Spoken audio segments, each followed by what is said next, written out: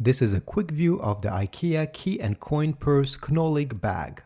So just like a regular full-size IKEA bag, this is made of a very resistant material. It also has this small keychain holder here, if you want to attach your keys or any other accessories to it. On the top part, it has this zipper here that you can close and open very easily. And those handles on the side, just to make it more cute. You can put a charger here. It's quite big in a way. I know it's a small IKEA bag, but it can fit a few cables, or if you have some lipstick or other accessories of this, you see, you can at least fit 4 of these inside without any problem. You can also use this bag to fit some gift cards. I know that some people attaches to the leash of their dog to put some waste bags.